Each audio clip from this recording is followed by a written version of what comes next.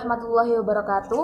Perkenalkan, nama saya Safira Anggrainingsih dari kelas PAIN dan rekan saya Zainatul Munfarida dan Muhammad Rubai dari kelompok 5 akan mempresentasikan tentang supervisi pendidikan.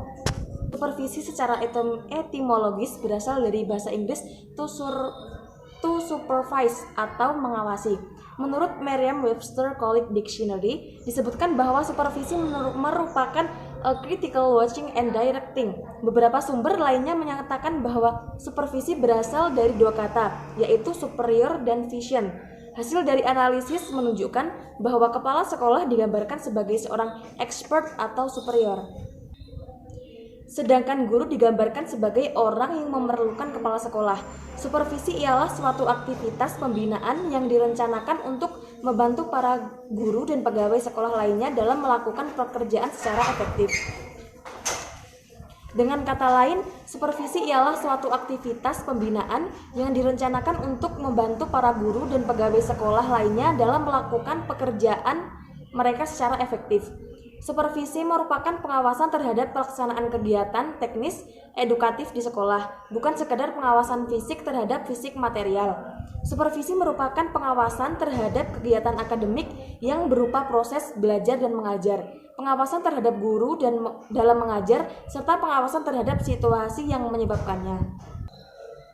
Kegiatan supervisi mencakup penentuan kondisi-kondisi atau syarat-syarat personil maupun material yang diperlukan untuk terciptanya situasi belajar dan mengajar yang efektif dan usaha memenuhi syarat-syarat itu. Seperti yang dikatakan oleh Neil dan Evans dalam bukunya Handbook for Effective Supervision of Interaction seperti berikut. Dalam dunia pendidikan di Indonesia, perkataan supervisi belum begitu populer. Sejak zaman penjajahan Belanda hingga sekarang, orang lebih mengenalnya dengan kata infeksi daripada supervisi. Pengertian infeksi sebagai warisan pendidikan Belanda dulu cenderung kepada pengawasan yang bersifat otoraktis, yang berarti mencari kesalahan-kesalahan guru dan kemudian menghukumnya.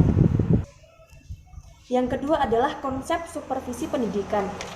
Sehertian berpendapat bahwa supervisi pendidikan adalah sebagai pemberian pelayanan dan bantuan guna meningkatkan kualitas pendidikan. Ada 3 unsur penting yang harus diperhatikan tentang supervisi pendidikan. Yang pertama adalah unsur proses pengarahan, yaitu bantuan atau pertolongan dari pihak atasan atau pihak yang lebih memahami. Yang kedua, unsur guru-guru dan personalitas sekolah lainnya yang berhubungan langsung dengan belajar mengajar para siswa sebagai pihak yang diberikan pertolongan. Yang ketiga adalah unsur proses belajar mengajar atau situasi belajar mengajar sebagai objek yang diperbaiki. Kemudian yang B adalah fungsi supervisi pendidikan. Fungsi utama supervisi pendidikan adalah perbaikan dengan meningkatkan situasi belajar dan mengajar. Sehubungan dengan hal tersebut, maka Pitt Assertion memberikan 8 fungsi supervisi sebagai berikut.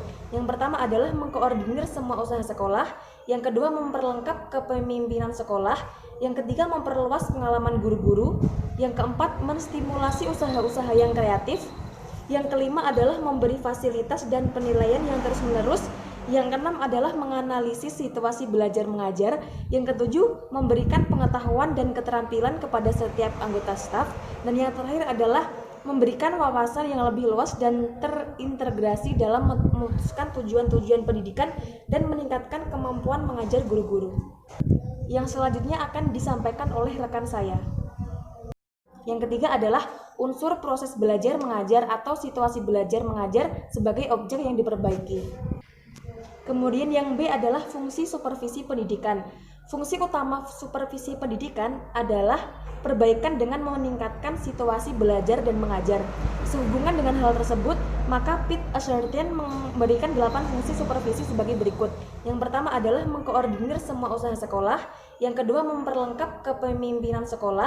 Yang ketiga, memperluas pengalaman guru-guru. Yang keempat, menstimulasi usaha-usaha yang kreatif. Yang kelima adalah memberi fasilitas dan penilaian yang terus-menerus. Yang keenam adalah menganalisis situasi belajar mengajar. Yang ketujuh, memberikan pengetahuan dan keterampilan kepada setiap anggota staf. Dan yang terakhir adalah memberikan wawasan yang lebih luas dan terintegrasi dalam memutuskan tujuan-tujuan pendidikan dan meningkatkan kemampuan mengajar guru-guru. Yang selanjutnya akan disampaikan oleh rekan saya.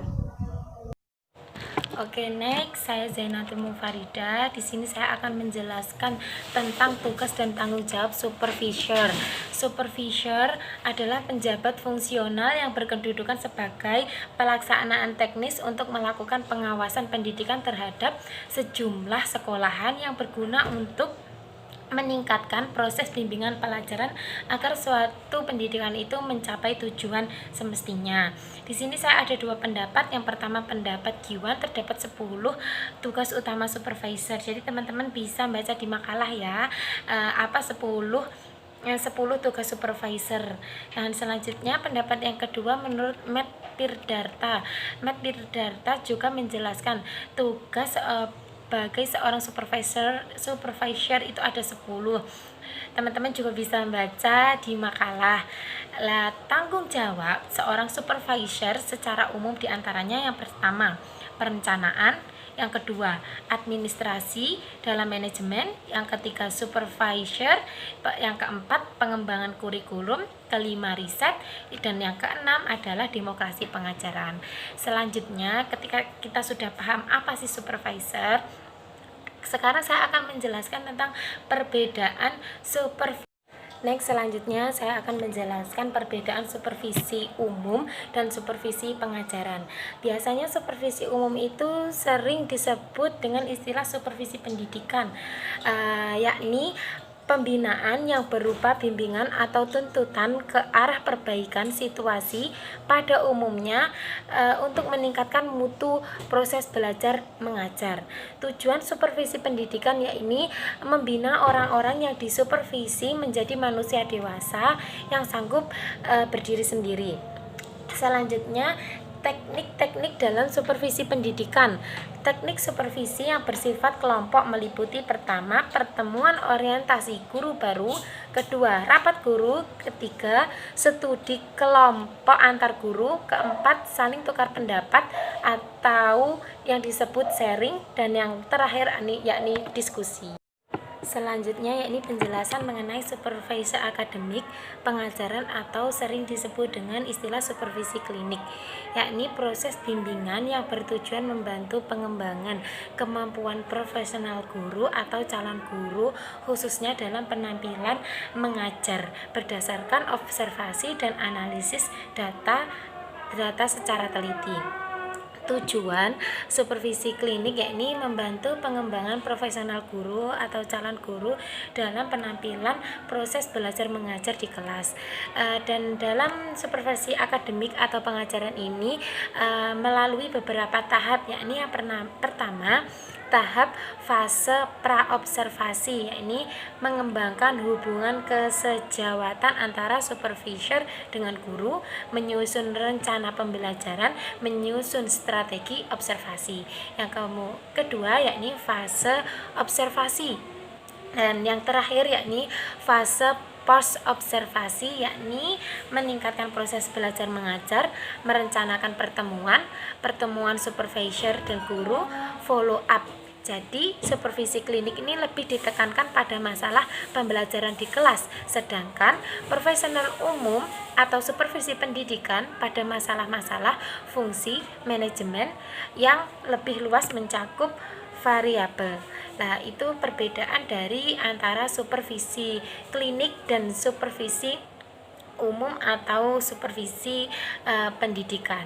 Selanjutnya rekan saya akan menjelaskan poin-poin berikutnya. Bismillahirrahmanirrahim. Baik, saya akan melanjutkan presentasi dari teman-teman saya. Selanjutnya adalah supervisi klinis. Jadi supervisi klinis berlangsung dalam bentuk hubungan tatap muka antara kepala sekolah dan guru. Yang menjadi fokus pengamatan pada saat supervisi klinis adalah hal yang menjadi permasalahan bagi guru yang disupervisi. Dan pengamatan harus dilakukan secara teliti dan mendetail. Hubungan antara kepala sekolah sebagai supervisor dan guru juga harus dijaga sebagai hubungan kolegial, bukan otoriter, karena supervisi klinis dilakukan secara bersamaan antara kepala sekolah dan guru. Kepala sekolah melakukan supervisi klinis atas dasar permintaan guru yang mengalami kesulitan dalam melaksanakan proses pembelajaran. Karena itu, kepala sekolah dalam melaksanakan supervisi klinis haruslah didasari pada semangat tolong menolong. Terus kita lanjut tujuan supervisi klinis. Tujuan itu dibagi menjadi dua, yaitu tujuan umum. Tujuan umum bahas tentang secara supervisi klinis bertujuan untuk memperbaiki dan meningkatkan keterampilan mengajar guru di kelas. Hubungan ini supervisi klinis merupakan kunci untuk meningkatkan kemampuan profesional guru. Terus ada juga tujuan khusus, yaitu ada beberapa tujuan khusus, saya ambil yang penting saja. Menyediakan suatu balikan yang objektif, terus mendiagnosis, membantu guru mengembangkan keterampilan, terus membantu guru mengembangkan diri secara terus-menerus dalam karir.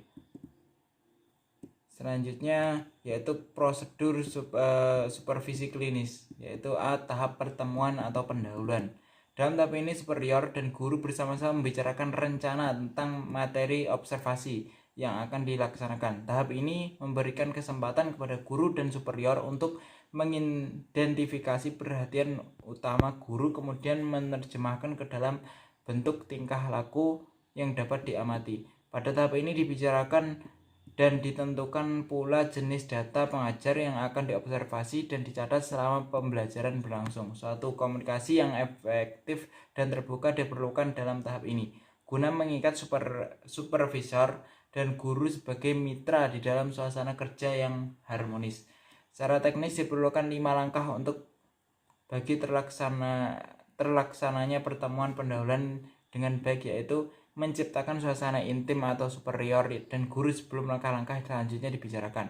2. Mengkaji ulang rencana pembelajaran. 3. Mengkaji ulang komponen. 4. Memilih atau mengembangkan suatu instrumen observasi. 5. Instrumen observasi. Terus B. Tahap pengamatan. Baik, saya lanjut, yaitu tahap pengamatan atau observasi mengajar. Pada tahap ini, guru melatih tingkah laku mengajar berdasarkan komponen keterampilan yang telah disepakati dalam pertemuan pendahuluan. Di pihak lain, supervisor mengamati dan mencatat atau merekam tingkah laku guru ketika mengajar berdasarkan komponen keterampilan yang diminta oleh guru untuk direkam. Supervisor dapat juga mengadakan observasi, mencatat tingkah laku siswa di kelas, serta interaksi antar guru dan siswa.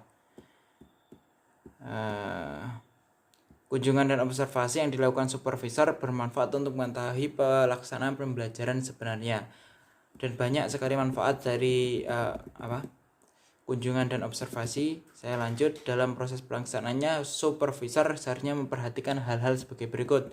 1. Menciptakan situasi yang wajar. Terus nomor 2, harus dapat membedakan mana yang penting untuk dicatat dan mana yang kurang penting. 3. Bukan melihat kelemahan. 4. Harus diperhatikan kegiatan atau reaksi murid-murid tentang proses belajar. Tahap pertemuan lanjutan, yaitu sebelum pertemuan lanjutan dilaksanakan, supervisor mengadakan analisis pendahuluan tentang rekaman observasi yang dibuat sebagai bahan dan pembicaraan tahap ini. Dalam hal ini, supervisor harus mengusahakan data yang objektif, menganalisis dan menginterpretasikan secara kooperatif dengan guru tentang apa yang telah berlangsung dalam mengajar.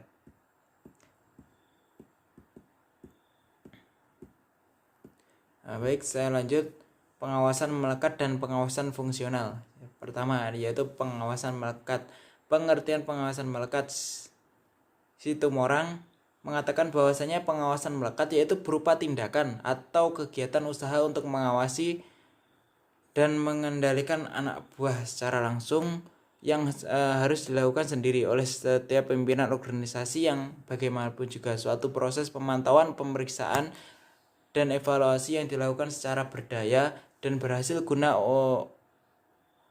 oleh pimpinan unit organisasi kerja terhadap fungsi semua komponen untuk terwujudnya kerja di lingkungan masing-masing, agar secara terus-menerus berfungsi secara maksimal dalam melaksanakan tugas pokok yang terarah pada pencapaian tujuan yang dirumuskan sebelumnya. Jadi pengawasan melekat adalah proses pemantauan, pemeriksaan, dan evaluasi dipimpin oleh unit organisasi kerja terhadap pendayagunaan sumber daya untuk mengetahui kelemahan dan kelebihan yang dapat digunakan untuk pengembangan unit organisasi kerja di masa depan. Dalam Waskat, pelakunya pengawasan adalah atasan dianggap memiliki kekuasaan dan setiap pimpinan atau manajer memiliki fungsi yang melekat di dalam jabatannya untuk melaksanakan pekerjaan atau pada personil yang melaksanakan pekerjaan sesuai dengan tugas pokok masing-masing. Terus tujuan pengawasan melekat yaitu pedoman pelaksanaan melekat atau disingkat Waskat dimasukkan dalam acuan bagi setiap pemimpin instansi pemerintahan pusat, pemerintahan provinsi, pemerintahan kabupaten, dan pemerintahan kota dalam melaksanakan tugas pokoknya dan fungsinya serta melakukan evaluasi dan penilaian terhadap keandalan Waskat. Melalui pedoman ini diharapkan setiap pemimpin instansi dapat bertanggung jawab dan memiliki alat kendali yang dapat memberikan peringatan dini apabila dalam instansinya terjadi praktek-praktek tidak sehat dan kekeliruan. Itu nomor 2, pengawasan fungsional. Menurut Sujamto, pengertian pengawasan fungsional dalam bukunya beberapa pengertian bidang pengawasan, yaitu pengawasan fungsional adalah pengawasan yang dilakukan oleh aparat yang diadakan khusus untuk membantu pimpinan dalam menjalankan fungsi pengawasan di lingkungan organisasi yang menjadi tanggung jawabnya. Aparat-aparatnya dinamakan aparat pengawasan fungsional. Sedang yang dimaksud pengawasan fungsional yang tersirat dalam keputusan Presiden Republik Indonesia nomor 74 tahun 2001 tentang tata cara pengawasan penyelenggaraan pemerintah daerah. Pasal 1 adalah pengawasan fungsional, adalah pengawasan yang dilakukan oleh lembaga, badan, atau unit yang mempunyai tugas dan fungsi melakukan pengawasan melalui pemeriksaan, pengujian, dan pengusutan dan penilaian.